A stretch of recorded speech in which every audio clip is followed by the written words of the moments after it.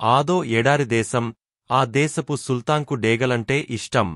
ఆ విషయం తెలిసిన పొరుగు దేశాల పాలకులు అతని స్నేహం కోరి మేలు జాతి డేగలను బహుమతులుగా ఇస్తుండేవారు. అలా ఒకసారి 2 డేగలు బహుమతిగా అందాయి. రాజసం ఉట్టి పడేలా ఉన్న అవి ఆయనకు ఎంతగానో నచ్చాయి. ఆ పక్షులకు మంచి శిక్షణ ఇచ్చి వేటలో ఉత్తమంగా తీర్చిదిద్దాలని సిబ్బందిని ఆదేశించాడు.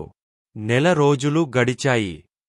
శిక్షణ ఎలా సాగుతోందో తెలుసుకునేందుకు ఒకరోజు సుల్తాన్ డేగలను ఉంచిన చోటుకు వెళ్లాడు. ఒకటి ఎంతో బాగా ఎగురుతోందని, ఆకాశపుటంచులను తాకి వస్తోందని చెప్పారు.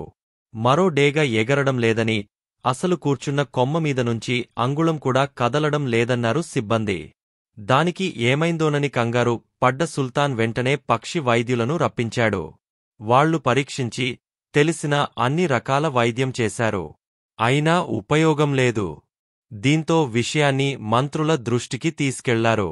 వారు చెప్పిన అనేక సలహాలు, సూచనలు పాటించారు. అయినా డేగ పెట్టినవి తింటోంది కాని రెక్క విదల్చకుండా అదే కొమ్మమీద అలాగే కూర్చుని ఉంటోంది. నిత్యం డేగ గురించే ఆలోచిస్తున్న సుల్తాను ఓ ఆలోచన వచ్చింది. బహుశా గ్రామాల్లో ఉండే అనుభవజ్ఞులైన వృద్ధులకు ఇలాంటి సమస్యలకు పరిష్కారం తెలిసి ఉండొచ్చనిపించింది. దాంతో ఈ సమస్యను పరిష్కరించిన వారికి తగిన బహుమతి ఇస్తానని ప్రకటించాడు. అనుకున్నట్లే ఒక వృద్ధ రైతు దర్బారు వచ్చాడు. సమస్య అంతా సావధానంగా విని రేపటికల్లా పరిష్కరిస్తానన్నాడు.